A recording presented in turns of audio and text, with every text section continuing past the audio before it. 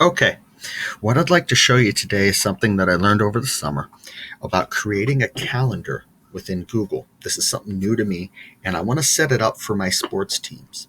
So what I would do is go to the whole Google Apps here, click on it, go to Calendar, and click on that.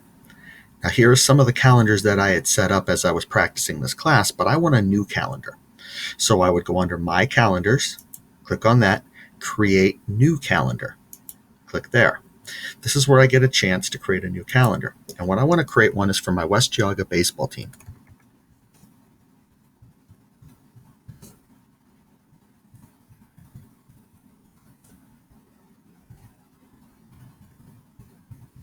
Okay, description.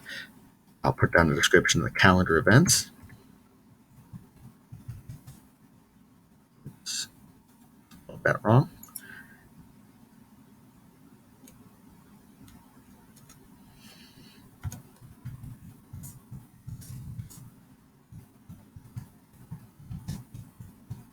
I've typed in calendar events for the baseball team. Location, Chesterland, Ohio.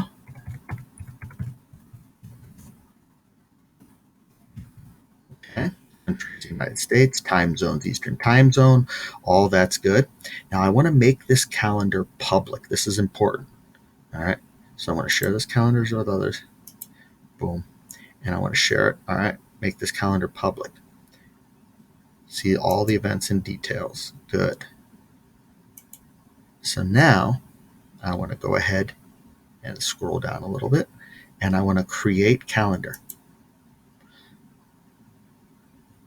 It says making this event will make the calendars visible to the world. That's what I want. So yes. There we go. I've now created a new calendar. Okay. So when I go under my calendars, it should show up. There we go. West Geauga Baseball. I'll click on it, and I'll bring that up. So now I'd like to create some things and put it in there for upcoming events. So what I want to do is you go on to create up here, and I want to enter like the first day of coaching.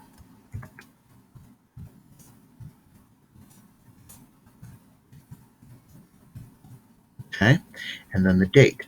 Now this is something I had to look up. So the first day of coaching isn't for a long time. Technically, we have to go all the way to February. So February 19th is the first day of coaching. Coaching can begin immediately after school. So we have to go down to 2:30 p.m. Our practice time will be 2 hours. So that end time would be at 4:30 p.m. And the time zone's the same. Now, this is going to be set up, enter location, main gym. Okay. And there we go. Now I want to change the color to our team colors, which are blue, bold blue. And I'm going to go down to make sure this is public. All right. And then I save. Okay, so our first one's in there. I want to create another event. So create another event. I want to go ahead and put in our first game.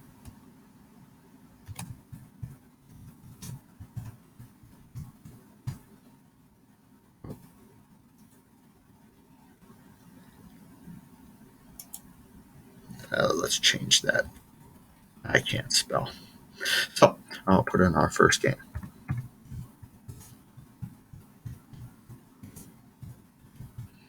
Okay, so the date on that, we can go all the way over, is March 24th. So it seems like it's a long time away, but it really isn't. All right.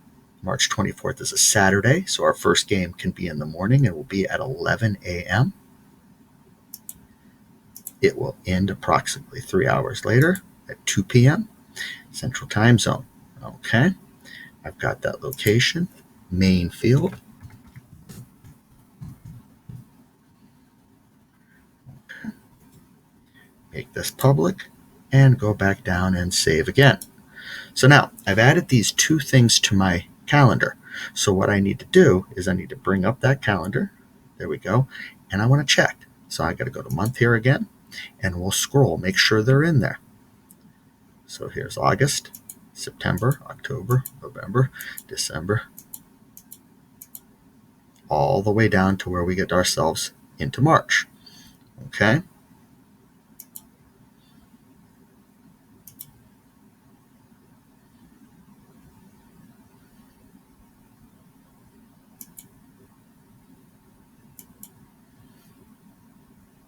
Ah, there we go. So as you can see, we've gone back into February. We've got our first day of coaching now on there. It's also over spring break, so we've got to have that posted so we have the information. But you can see that it's now showing up on the calendar. So it's a good way to add things in and keep kids better informed. I plan to add as many different things from practice schedules and all that to this information. It's just as easy as going create and putting it in. So it's kind of a fun tool and a good way to keep everything organized for the students. Hopefully this will be useful to you in the future and you'll be able to use it a little bit more, and it will come out to be a great tool for you and for coaching.